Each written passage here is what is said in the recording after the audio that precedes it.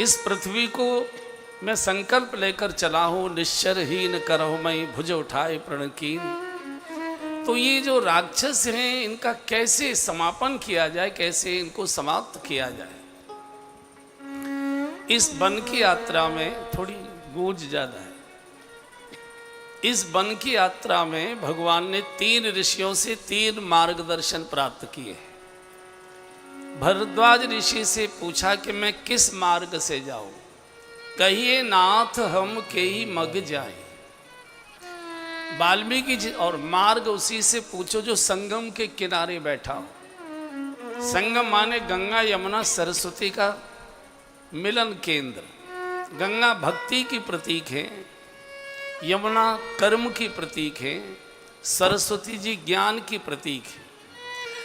जहाँ तीनों का संगम हो, जहाँ ज्ञान को भी आदर हो, जहाँ भक्ति को भी आदर हो, जहाँ कर्म को भी आदर हो। कई बार जिस विधा के यानी जिस संप्रदाय से हम दीक्षित हैं, जिस मार्ग के हम दीक्षित हैं, हम केवल उसी अपने मार्ग की बात करेंगे, बाकी को खंडन कर देते नहीं, ये ठीक नहीं है, ये ठीक। सभी मार्ग श्रेष्ठ हैं। ठीक है, हम इस मार्ग पर चल रहे हैं। सारी नदियां अलग अलग मार्गों से बहती हैं, लेकिन जाती वो सागर में ही है। सबका जो मिलन केंद्र होता है वो सागर ही होता है। ऐसे ही उपासना की अनेक प्रकार की विधियां हैं। सभी आचार्यों ने अपना अपना मार्ग बताया है, लेकिन सारे मार्ग चलते चलते अंत में भगवान के चरणों में ही पहुंचते हैं। तो समन्वयवादी संत है ये, जड़वादी नहीं है। आजकल थोड़ी जड़ता आ गई है कि हमारा ही सिद्धांत ठीक है, बाकी सब सिद्धांत गलत है। और इसके कारण से समाज में थोड़ा सांप्रदायिक विद्वेष बढ़ा है। नहीं नहीं, सभी मार्ग श्रेष्ठ है, जिसको जो सूट करता है। कथा में आना है, कोई किसी रास्ते से आएगा, कोई किसी रास्ते से आएगा, कोई किसी रास्ते से आएगा, कोई गाड़ी से आएगा, कोई टेम्पो से आएगा, कोई रिक्शे से आएगा, कोई पैदल आएगा। आना उसको कथा के पंडाल में ही है। मूल तो ये है कि मुझे कथा सुननी। तो ये जो उपासना के विभिन्न पंथ हैं, ये द्वेष के लिए नहीं है, ये समन्वय के लिए है। तो भरद्वाज ऋषि प्रयाग में रहते हैं, गंगा यमुना सरस्वती के तट पर, और उन्होंने अपना मार्ग नहीं बताया। उन्होंने 4 विद्यार्थी कर दिए साथ, बोले ये आपको रास्ता बता कर आएंगे। और ये चारों विद्यार्थी वेद हैं। वैदिक सनातन मार्ग ही सर्वश्रेष्ठ मार्ग है। बाकी सब पगडंडियां हैं, मोच आ सकती है। वैदिक मार्ग, वैदिक सनातन मार्ग यही पूर्ण है। आगे चले वाल्मीकि जी के आश्रम में, पूछा हम कहाँ निवास करें। तो वाल्मीकि जी ने निवास स्थान बताया, चित्रकूट गिर करौ निवासु। जिनका चित्तकूट हो गया, स्थिर चित्त है, वहाँ आप निवास करें। चंचल मन में प्रभु निवास नहीं करते, स्थिर चित्त में भगवान का निवास होता है। और यहाँ इतने भोले भाले लोग थे कि भगवान 14 वर्ष की वनवास की अवधि में 13 वर्ष चित्रकूट रहे हैं। और संतों का ऐसा अनुभव है कि आज भी भगवान की चेतना चित्रकूट में निवास करती है। अब आगे आकर महाराज अगस्त ऋषि के चरणों में बैठकर कहा है कि हम राक्षसों का कैसे विनाश करें। राक्षस माने दुष्प्रवृत्तियां, जीवन की बुराइयां, बुरी आदतें जो हमको अंधकार में ले जाती हैं, गड्ढे में ले जाती हैं, झाड़ियों में कांटों में उलझाने में ले जाती। तो उसका मार्गदर्शन केवल अगस्त ऋषि ही कर सकते हैं। अगस्त जी ने जीवन में 2 काम किए, और जो 2 कार्य करेगा वो बुराई को समाप्त भी कर देगा और बुराई को समाप्त करने का मार्ग भी बता देगा। इन्होंने 2 काम किए। एक तो इन्होंने विंध्याचल पर्वत को नीचे दबा दिया, एक, और इन्होंने चुल्लू भर, जैसे चुल्लू भर जल कहते हैं, चुल्लू में लेकर सारे सागर को सोख लिया, पी लिया। और यही वो सूत्र है जो हमको बुराइयों को दूर करने में सहायता देता है। पहाड़ कहते अहंकार को। पहले अगस्त ऋषि काशी में निवास करते थे, तो ये जो विंध्याचल पर्वत है ये बड़ा अहंकारी था। इसने कहा कि सूर्य नारायण से कि मेरी परिक्रमा करो। सूर्य नारायण ने कहा कि मैं व्यक्ति की परिक्रमा नहीं करता, मैं सृष्टि की परिक्रमा करता हूँ।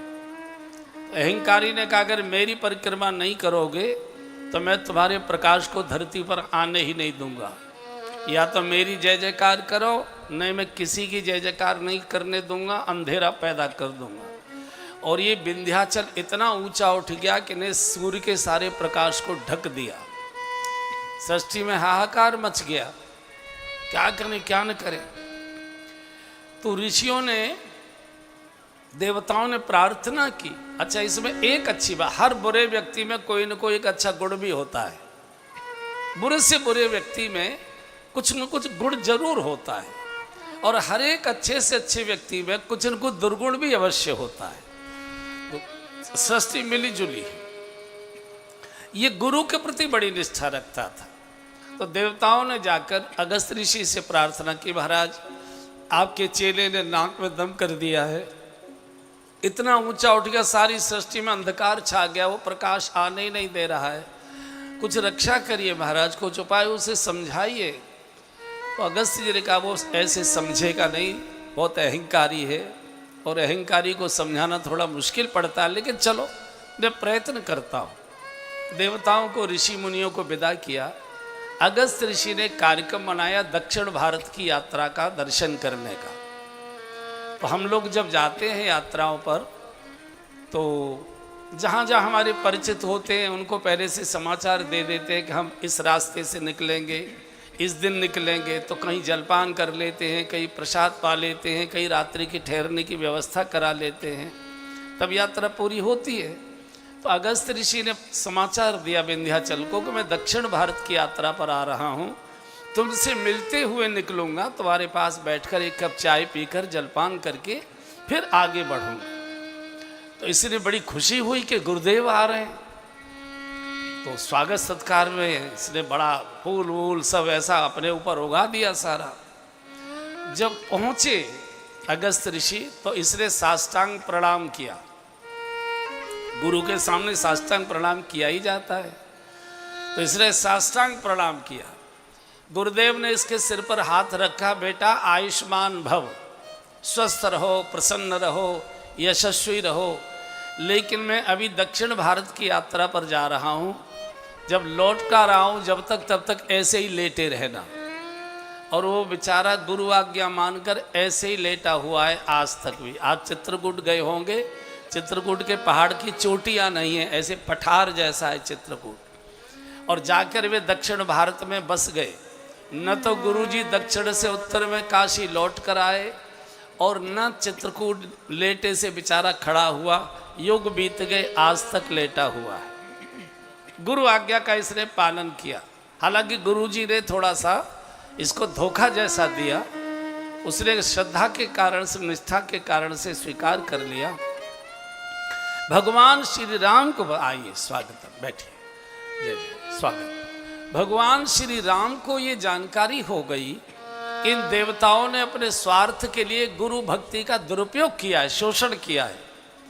तो भगवान ने उसको संदेश भिजवा दिया, चित्रकूट चिंता मत कर, विंध्याचल चिंता मत कर,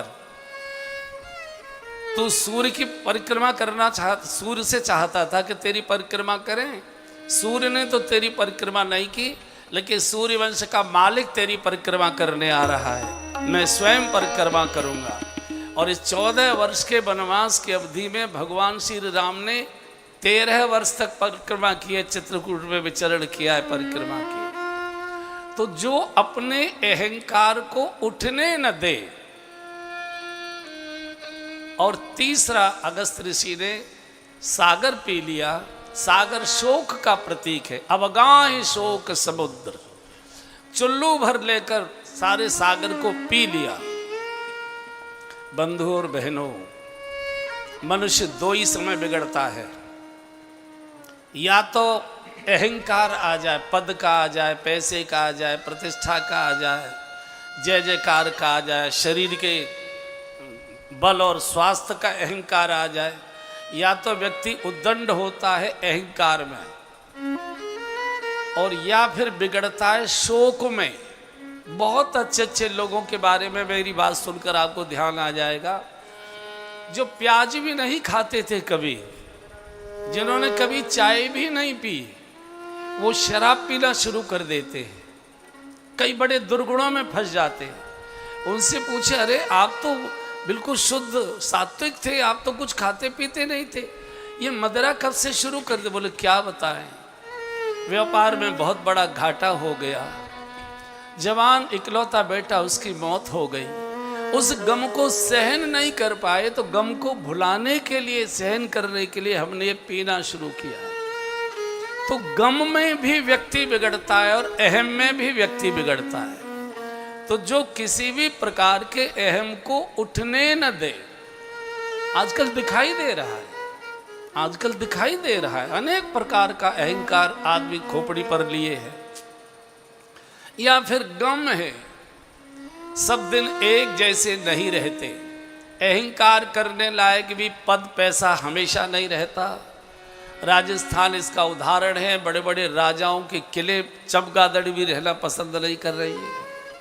एक समय होता है सब चीज़ों का, और शोक भी रहता नहीं। अगर जवान बेटे की मृत्यु हो गई, कोई बड़ा घाटा हो गया, तो लाभ भी होगा, प्रतीक्षा करो। घर में नए बच्चे का जन्म भी होगा, वो फिर क्लबों में, फिर वो दोस्तों में, फिर ऐसे ऐसे गम को भुलाने के लिए। तो भगवान श्री राम ने किसी ऋषि से राक्षसों के बुराइयों को मारने की विधि नहीं पूछी, अगस्त जी से पूछी। चूंकि अगस्त जी दो चीज़ों में निष्णात थे। यहाँ से अगस्त जी ने कहा कि राघव, चित्रकूट ये पंचवटी जाइए, वहाँ कुछ दिन निवास करिए, वहाँ से आपको राक्षसों के मारने का रास्ता मिल जाएगा। वहाँ आपको जानकारी हो जाएगी कि राक्षसों को कैसे समाप्त किया जा सकता है, उनका समापन कैसे हो सकता है। ऋषि को प्रणाम कर भगवान पंचवटी आ गए। बहुत सुंदर कुटिया लक्ष्मण जी ने निर्माण की है, पंचवटी में निवास कर रहे हैं, और भगवान पंचवटी में ही आते हैं। ये पंचवटी और कुछ नहीं है, ये जो हमारा शरीर है ये पंचवटी ही है। पंच भौतिक शरीर कहते हैं ना इसको, पंच तत्वों से बना हुआ ये जो मनुष्य का शरीर है, इसमें भगवान वास करें, इसमें भक्ति महारानी वास करें, इसमें आचार्य लखन जी वास करें। ऐसी पंचवटी चाहिए जिसमें भगवान कुटिया बनाकर निवास करें। चूँकि हमारी पंचवटी विकारों से, वासनाओं से भरी हुई है, इसलिए भगवान को पत्थर के बने हुए मंदिरों में बैठना पड़ा है। अन्यथा तो वो तो हृदय में बैठता है, वो तो हृदय में निवास करता है। चूँकि हृदय में दुनिया भर के विकार, वासनाओं के कीड़े मकोड़े हमने भर रखे हैं, तो भगवान को जानबूझकर फिर क्या करें, मजबूरी में पत्थरों के भवन में जाना पड़ा। जीवन हमारा, शरीर हमारा पंचवटी अगर बनता है, हम प्रार्थना कर सकते, प्रभु आइए मेरी पंचवटी में थोड़े दिन कुटिया बनाकर यहाँ भी निवास करिए। जीवन में भगवत भजन भी चाहिए, जीवन में भक्ति का भाव भी चाहिए, और लक्ष्मण जैसे त्याग और तपस्या के विचार भी चाहिए। लक्ष्मण जी जैसा त्यागी तपस्वी इस पृथ्वी पर कोई कभी हुआ नहीं है। यहाँ रह रहे थे, एक दिन की घटना, अचानक रावण की छोटी बहन सूपन खा रावण के बहनी, सूपन खा रावण, सब गए बहनी, दुष्ट हृदय दारुण जस अहिनी, दुष्ट हृदय दारुण जस अहिनी, पंचवटी सो गई एक भारा, पंचवटी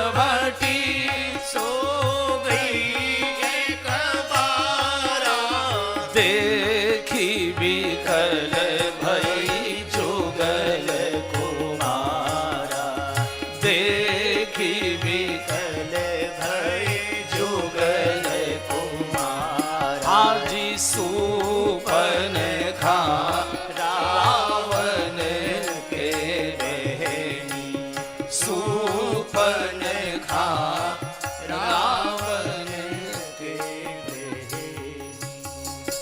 रावण की बहन शूर्पणखा आ गई। शूर्पणखा किसे कहते हैं बंधु? वासना को ही शूर्पणखा कहते हैं। सूप जैसे लंबे लंबे जिसके नखून हो, ये लंबे नखून वासना आदमी को खोस लेती है, घायल कर देती है, कराहने के लिए मजबूर कर देती है बड़ी कुरूप। वासनाएं बहुत कुरूप होती हैं, लेकिन देखने में ऊपर से बड़ी रसीली और सुंदर दिखाई देती हैं। और बहुत अच्छे अच्छे लोग इन वासनाओं में, झाड़ियों में फंस जाते हैं, और जब फंस जाते हैं तो निकलने का कोई रास्ता भी नहीं मिलता है, फिर कराह कराह कर प्राण छोड़ देते। बहुत सुंदर वेश बनाकर आई। जानकी जी के पास प्रभु बैठे कुछ मीठी मीठी बातें कर रहे थे। लक्ष्मण जी दूर बैठे पत्थर पर अपने बाण पैने कर रहे थे। एक एक शब्द सुनते जाइए, ये रामचरितमानस से तत्व ज्ञान है पूरा। तो लक्ष्मण जी अपने बाण घिस रहे थे। हम लोगों ने घास खो दी है बचपन में, तो उसको जो खुरपी होती थी उसको पत्थर पर ऐसे ऐसे घिसते थे। लोहार के यहाँ रोज़ तो नहीं ले जा सकते थे, वो तो महीना 15 दिन में खुटवाई जाती थी, लेकिन रोज़ाना घास खोदने के लिए उसको ऐसे ऐसे रगड़ रगड़े, और इतनी पैनी हो जाया करती थी, चमकदार भी हो जाए। आपने तो किसी ने घास खोदी नहीं, आप तो सब बड़े बड़े लोग हो। तो ये लक्ष्मण जी उधर थे।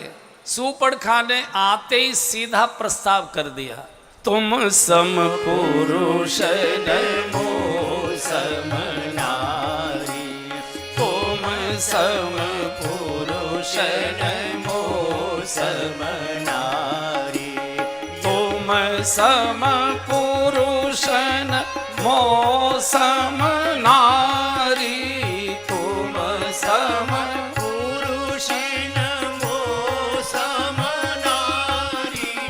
यह संयोग विधि रचा विचारी, यह संयोग विधि रचा विचारी, मम अनुरूप पुरुष जग नाई, मम अनुरूप पुरुष खोज लोकती हूँ नाही, देखे हूँ खोज लोकती हूँ नाही, काते अब लगी रहे कुमारी, काते अब लगी रहूँ कुमारी, काते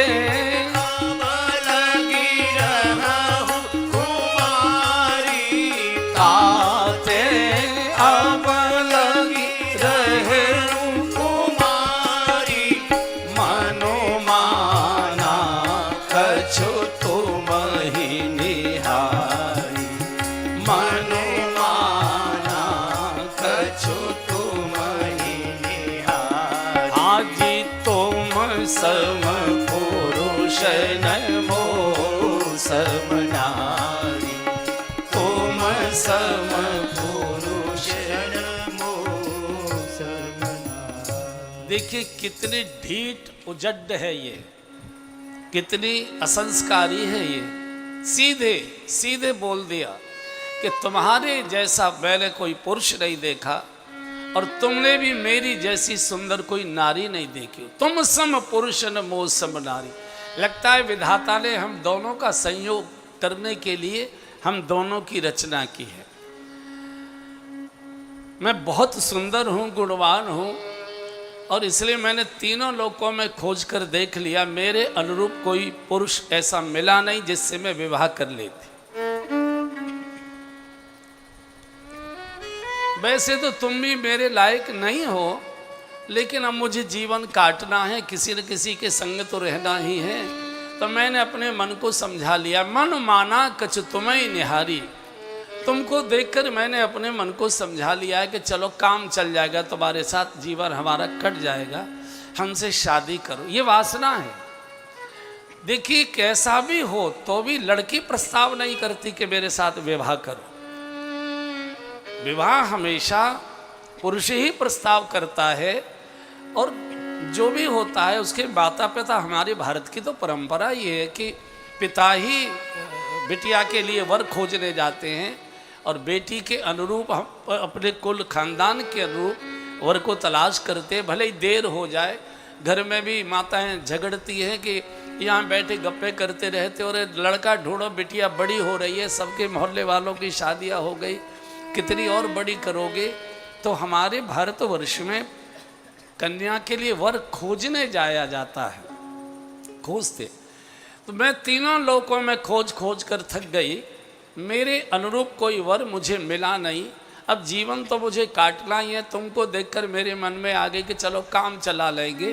मन माना कछ तुम्हें निहारी, हमसे शादी करो। ये जीवन की वासना है, और वासना भगवान को भी अपने से छोटा ही मानते। वैसे तो तुम भी मेरे लायक नहीं हो, अब चलो क्या करूं, जीवन तो काटना ही है। तो भगवान मुस्करा दिए, और मुस्करा कर भगवान ने सीता जी की ओर देखकर कहा, सीतय चितय कही प्रभु बाता।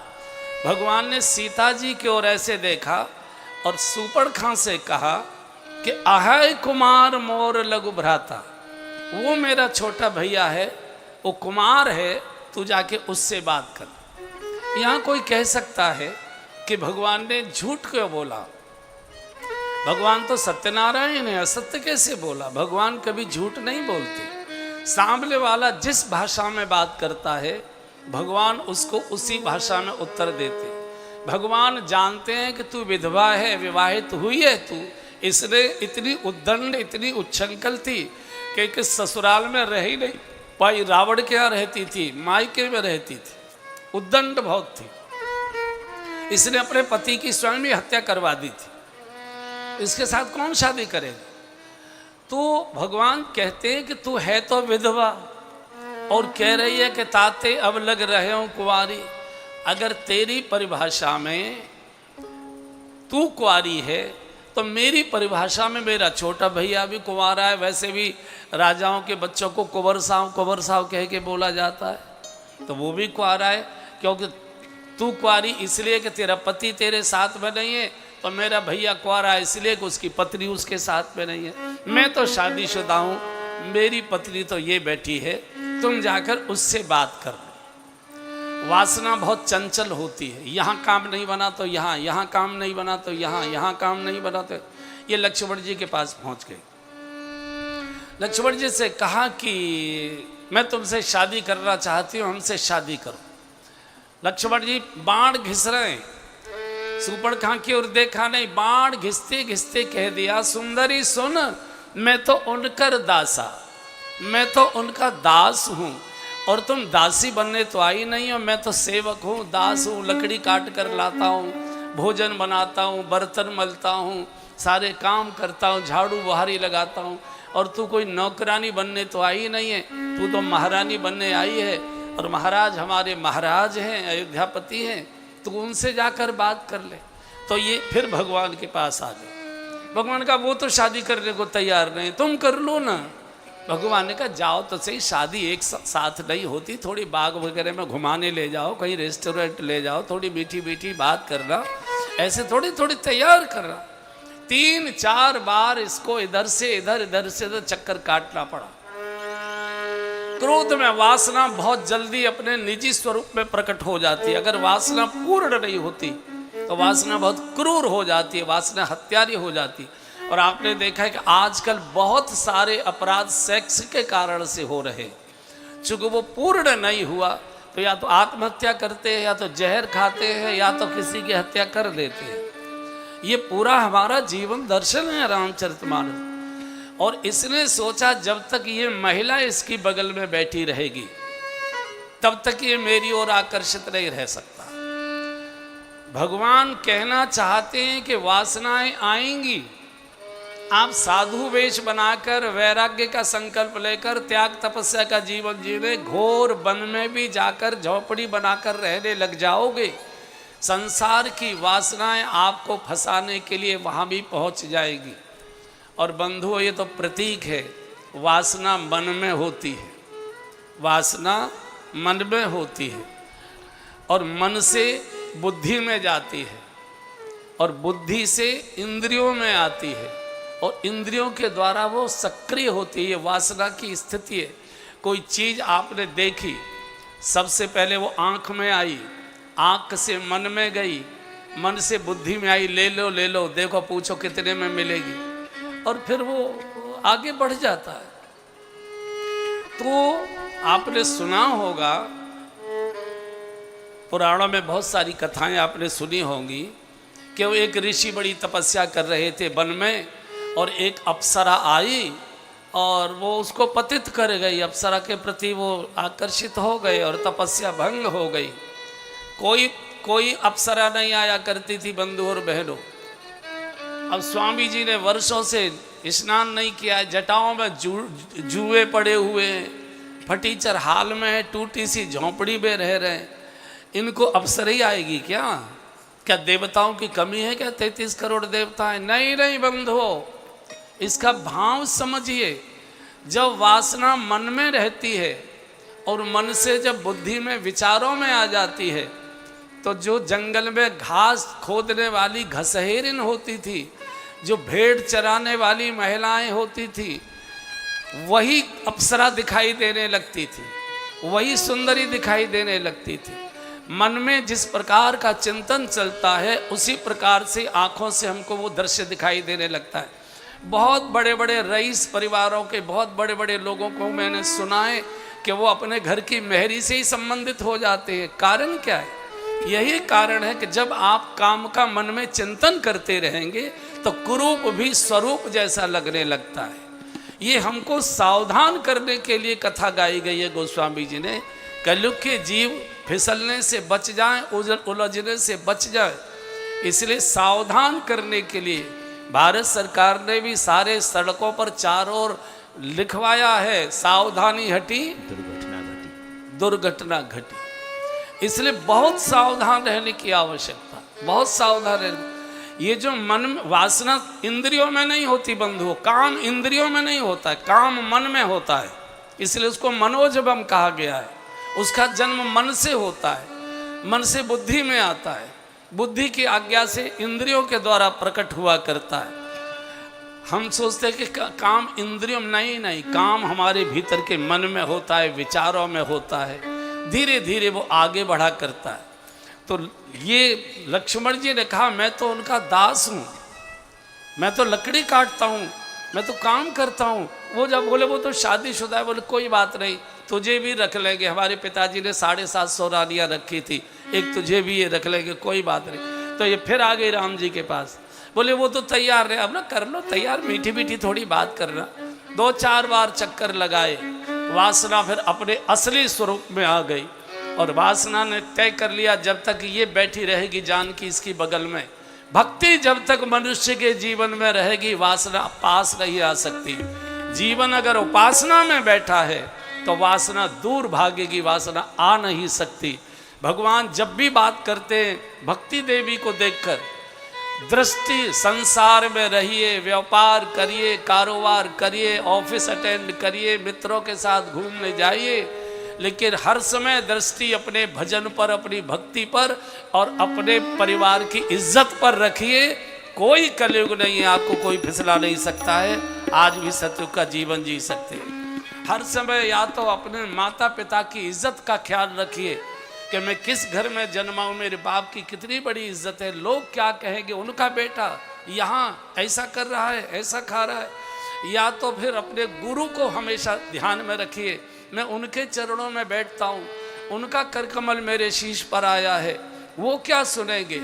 अन्यथा तो जो अपना भजन है, भक्ति है, हर समय उस पर ध्यान रखे। नहीं, मनुष्य जन्म है, इसको बर्बाद नहीं करेंगे, बच जाएंगे। सुपर्ण का समझ गई, वासना समझ गई, जब तक ये भक्ति इसकी बगल में रहेगी, मेरी ओर आकर्षित नहीं होगा। एकदम सीता जी को खाने के लिए झपटी, और जैसे ही सीता जी पर इसने झपट्टा मारा, भगवान का लखन दौड़ के आओ, और लक्ष्मण जी आए, बाण तो पहले कर ही रहे थे। वैराग्य का अर्थ है कि अपने नियम संयम के बाण हर समय पहने रखिए। वासना कब आपको भड़काने के लिए चली आए, हर समय सावधान रखिए, सावधान रखिए, सावधान रखिए। अपने वैराग्य को, अपने सिद्धांत को, अपने संयम को, अपने भजन को, अपने सद्गुणों को हर समय पहने रखिए। इनको जंग नहीं लगनी चाहिए। और लक्ष्मण जी आए, तीखे बाणों से इसके नाक और कान दोनों काट दिए। और वासना दो ही अंगों से प्रवेश करती है, या तो कानों से प्रवेश करती है, या तो नाक से प्रवेश करती है। कानों से किसी के रूप सौंदर्य के बारे में कुछ अच्छी चर्चा चली, मन में सुरसुराहट होने लगती है। नाक से किसी की सुंदर सुगंध सूंघी, आकर्षण हो जाता है, अरे वाह आप निकल कर जा रहे हैं, बढ़िया सी खुशबू नाक में आई, हाँ कौन सा फूल खिला है, देखे तो सही, और तुरंत आप फूल की ओर बढ़ जाते हैं फूल तोड़ने के लिए। नाक और कान ये वासना के दो केंद्र हैं। नाक और कान काटे, नाक कान बिन भई बिकरा रहा, रक्त के फुहार छूट पड़े, दौड़ी जा रही है, यहां से भागी जा रही है। और सबसे पहले गई है, कहां गई? खरदूषण के पास। तो खरदूषण ने कहा बहन क्या हुआ, क्या हुआ? बोले पानी पीने गई थी, पानी ग्रहण करने गई थी, पानी ग्रहण करने, कह रहे पानी पीने गई थी तो वहाँ दो राजकुमार थे, उनके छोटे भाई ने मेरा कुछ कोई खास बात नहीं थी, मैं कुछ उनसे परिचय पूछना चाहती थी, उन्होंने मुझे नाक भी काट दी, मेरे कान भी काट दी।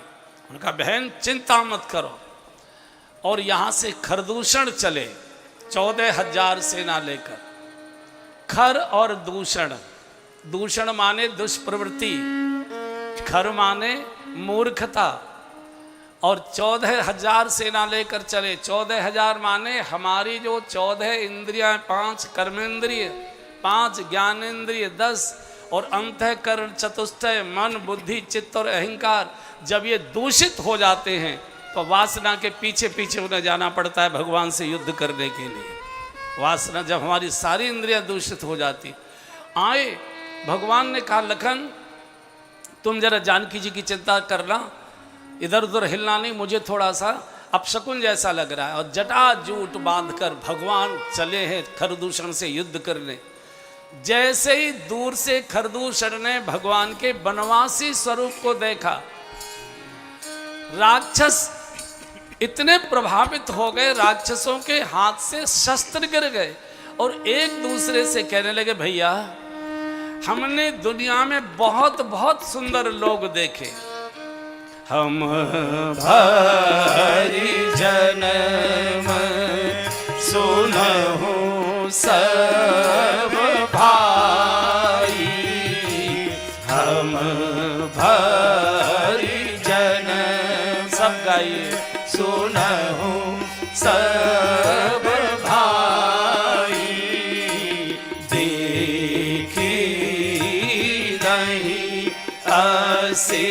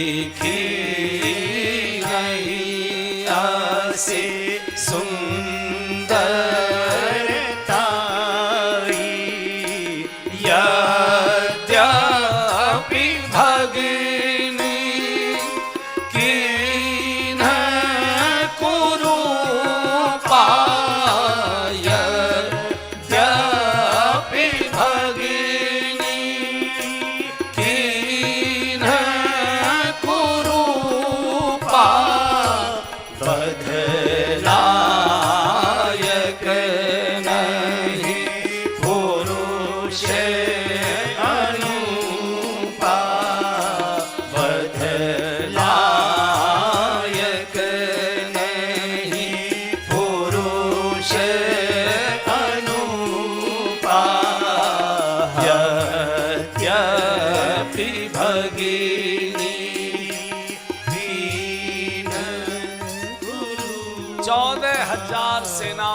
कहकर खर और दूषण, खर कहते हैं मूर्ख को, मूर्खता, दूषण कहते हैं दोषों को, और दोष वाला जीवन मूर्ख ही हुआ करता है। 14,000 सेना माने 14 इंद्रियां, 5 कर्मेंद्रिय, 5 ज्ञानेंद्रिय, अंतःकरण चतुष्टय, मन बुद्धि चित्त और अहंकार, जब ये 14 की 14 दूषित हो जाती हैं तो ऐसा व्यक्ति भगवान से ही संघर्ष करने के लिए चला करता है। दूर से भगवान को देखा, शस्त्र हाथ से गिर, प्रभु कितने सुंदर से, ओहो क्या सुंदर था। यानी भयंकर क्रोधी राक्षसों के हाथ से प्रभु के रूप सौंदर्य को देखकर शस्त्र गिर गए, प्रभु कितने सुंदर होंगे। क्या भाई कोई सुंदरता का भजन याद है? फूलों में सज रहे हैं, फूलों में सज रहे। अभी फूलों में नहीं यार, अभी तो युद्ध का समय है, अभी तो लड़ाई चले, अभी तो झगड़े का मामला है ना, थोड़ा होने। भगवान ने एक ही बाण से 14,000 सेना और खरदूषण को समाप्त कर दिया।